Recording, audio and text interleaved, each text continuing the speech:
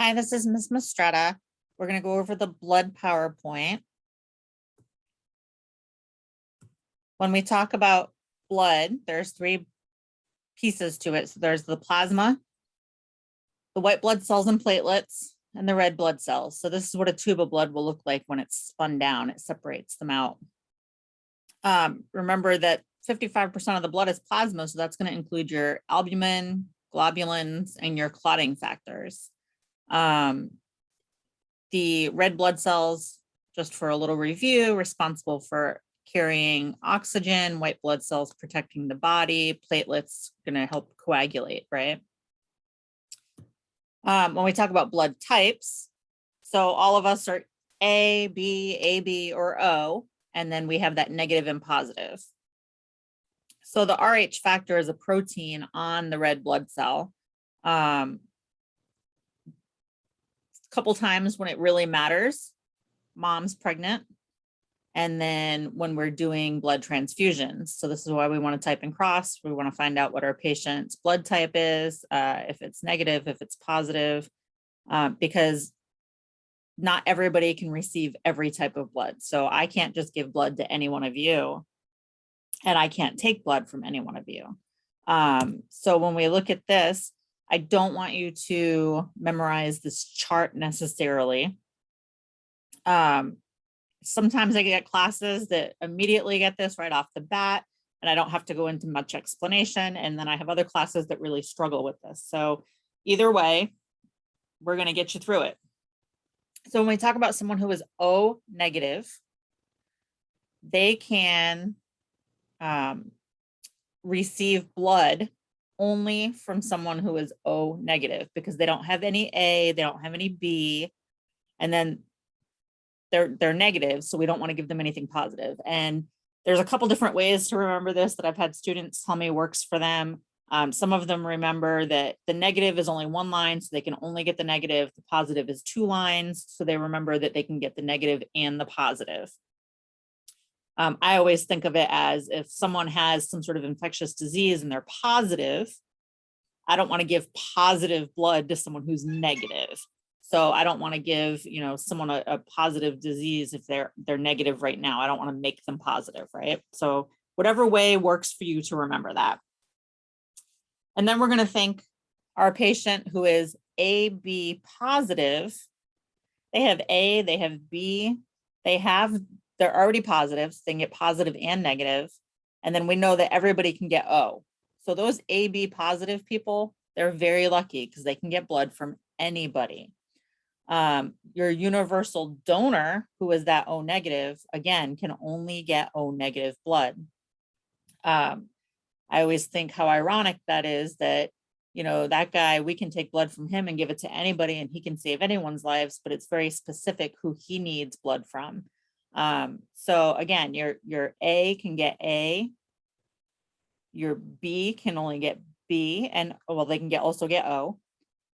AB can get A positive, or let's think about it like this. AB negative. Let's think AB negative. So without looking at the chart, think AB negative, they can get A negative, they can get B negative, and they can get O negative. They cannot get positive because they're negative, but they can get A, B, and O. If you have someone who's AB positive, then they can get A positive, A negative, B positive, B negative, O positive, O negative. Someone who's just B positive, then they can get B negative and positive, and then get O negative and positive. So let's say now we have A negative.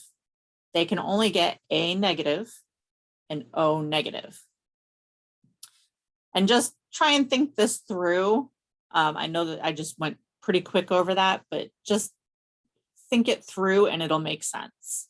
And we'll talk about it in class too if we need to. So when we talk about transfusions, some of the reasons we might give red blood cells to a patient could be that they've had some sort of surgical or trauma loss, that they're anemic. So their hemoglobin is less than 7. They won't transfuse in the hospitals anymore greater than 7 because of the blood shortages that we've had. And sometimes they don't even transfuse at 7 if the patient isn't symptomatic. It's all going to depend on your patient as to whether they're going to be symptomatic at 8 or symptomatic at 4. Some patients come in and you run their blood work and their hemoglobin's 5.2, but they're fine. They don't feel short of breath. Another patients at 5.2 are going to be panting on that table and not being able to feel like they're getting enough oxygen. Patients that have bone marrow failure, patients, I'm sorry. And then when we give a unit of blood, it theoretically is going to raise that hemoglobin by 1 and the hematocrit by 3. Because remember, it's a 1-to-3 ratio generally. So if your patient's hemoglobin is 7, their hematocrit is usually right around 21. It's going to replace both volume and oxygen carrying ability to that cardiovascular system. Reasons for platelet transfusions. So your patient could have thrombocytopenia, right? So low platelets. We normally are 150 to 400,000. So anything less than 50,000, we start worrying. But your patient that's down around 10 or 20,000, they're definitely going to get platelet transfusions. Again, the platelets are going to help the clotting. So when we talk about DIC, which I believe is going to be, we switched the test. So I believe that's test 3. When we talk about DIC, your patient is having problems with clotting and bleeding, or clotting and or bleeding. And so their platelets, if they're low, we're going to give them platelets. When we talk about fresh frozen plasma, so this is going to be your deficiency in clotting factors. So fresh frozen plasma has clotting factors in it where the platelets just are platelets. So they're both going to be used for clotting, but this one has the actual clotting factors. So if you have someone who has a Coumadin overdose, liver disease, because remember, the liver is where we're making all those clotting factors. Again, with DIC. Albumin is also a blood product. So if you're in the hospital and your nurse that you're working with asks you if you want to hang albumin, you are not allowed to, because remember, we cannot hang blood products while we're in school. It's prepared from plasma. It comes in either 5% or 25%. It pulls about 3.5 times its volume. So think of your patient who is third spaced out. They look like the Stay Puft Marshmallow Man. And we want to pull that fluid out of the tissues back into the intravascular space. We can pull about 3.5 times the amount of albumin that we give the patient back in. It's going to be used in your patient with hypovolemic shock because it can be used as an expander. If they have hypoalbuminemia, which at that point, it's kind of a Band-Aid until we can figure out what's actually going on, why we have hypoalbumin. But it'll at least give us that Band-Aid to do some testing. And then refractory edema. Again, it's just going to pull that fluid back into the intravascular space where it belongs. Also used as plasma expanders are the Hetastarch and Dexastarch. So when we start talking about the administration of blood or blood products, there's certain things we have to do. So let's say your charge nurse on your phone, you get a little message, hey, room 301 needs 2 units of packed red blood cells. The very first thing you want to do is make sure you have that order. So you're going to go into the computer or into your chart, depending on where you are, and you're going to make sure that you have an order to transfuse. We cannot do this without an order. We need to also make sure that we have consent. So some places, when your patient has had a procedure, there's a little checkbox on there that they agree to transfuse. If they've done that in the last couple of days, usually that will cover it. But whatever your policy is at your hospital, you have to make sure that you have consent.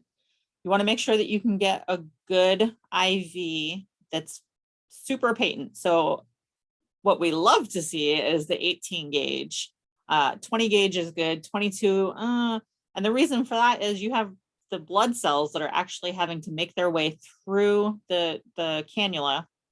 And we don't want them to get stuck in there and get broken or clot. So we want to make sure we have a good large gauge patent IV. We want to make sure we take vital signs before we even start setting up, because we want to make sure that our patient's vital signs are within normal limits. If you don't get it and you go to the lab and you get your blood and then you get back and then you take your vital signs and you realize, oh no, my patient has a temperature of 102. Well, now we're kind of like stuck because we can't transfuse that patient until we call the doctor, we get an order. Maybe they'll just tell you to give some Tylenol, but now we have this blood. And when we get to the next couple slides, you're going to see that we have to get it hung within 30 minutes. So we always want to make sure before we start doing anything that we have vital signs up to date, taken right before you go get that blood. You also want to prime your Y-type blood tubing with normal saline. So in class, we will go over this. You guys will see the tubing, we'll practice it. Some of you guys may have seen the Y-type tubing already. There's a filter in there. We prime it with that normal saline because we don't want the blood to get stuck, right? So we like to make it nice and slippery in there so the blood can go right through. And these are all things, again, you want to do before you go get your blood. You want everything set up. So you're going to go to the blood bank, and some places will make you bring a copy of the order and a sticker from the patient's type and cross bracelet.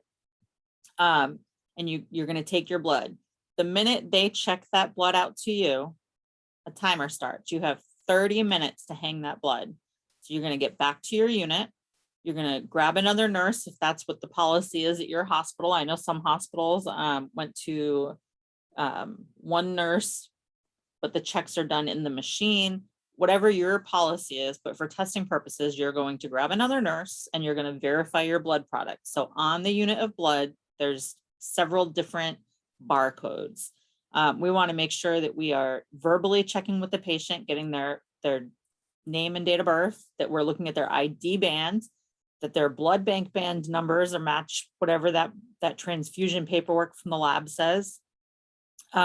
The most common error leading to transfusion reactions is the wrong patient gets the wrong blood. So we just want to make sure that we are following our hospital policy.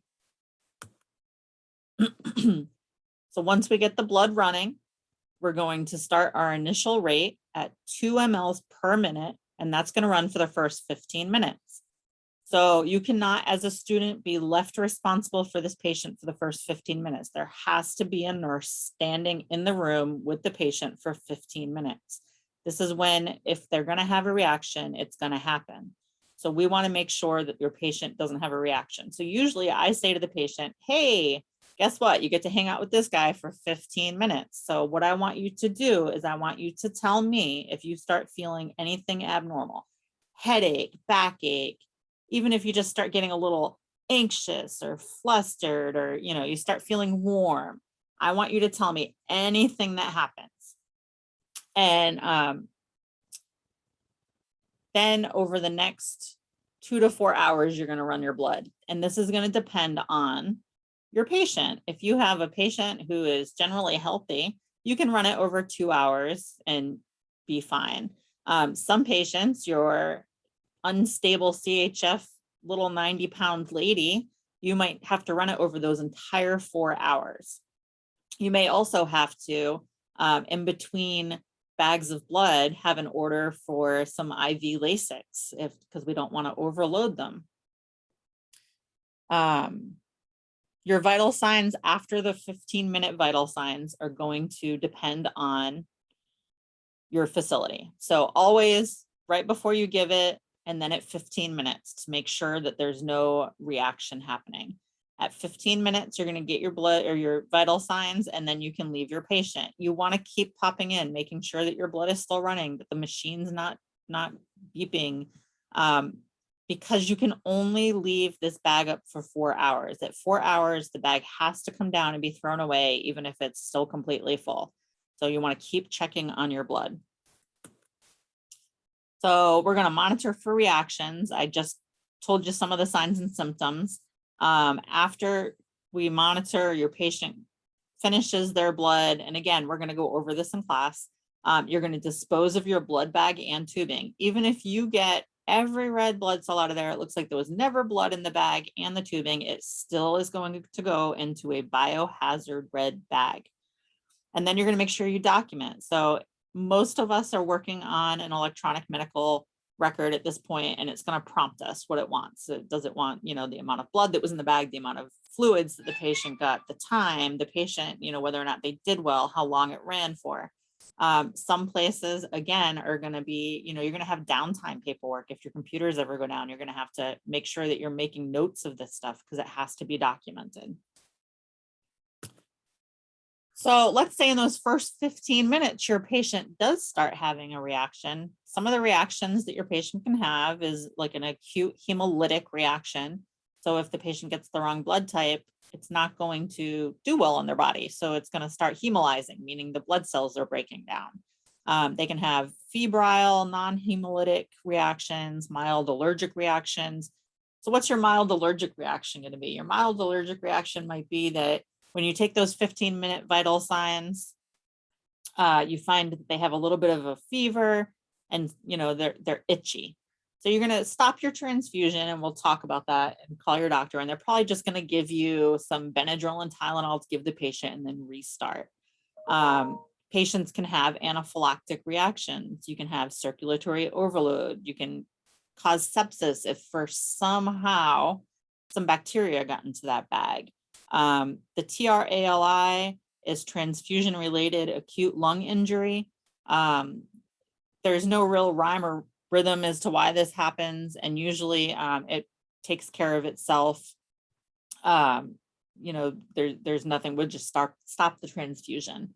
As far as delayed, so you can have a delayed hemolytic reaction, hepatitis, iron overload, other infectious diseases. It really happens very rarely with all the testing that we do now.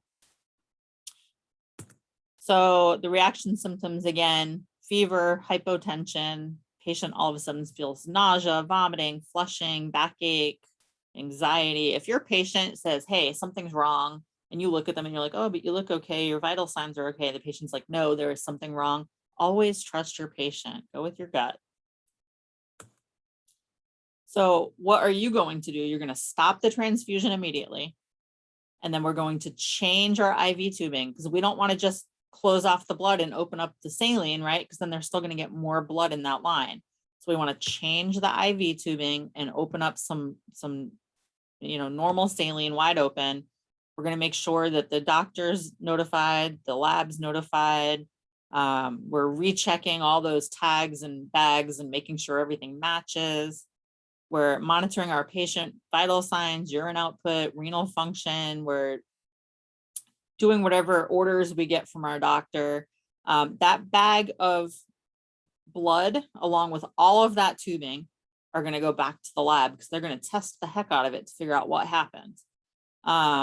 Any specimens that the doctor asks for, such as a urine specimen or, you know, lab work, we're going to make sure we collect that, we document. Depending on your facility, you might have an actual reaction form, or it might just be a normal incident report, but whatever your facility wants, you're going to make sure that gets filled out as well. And really all this stuff is going on because if your patient starts having a reaction, you're going to call your charge nurse, you're going to have your PCT there with you, and you're all kind of working together to get this done.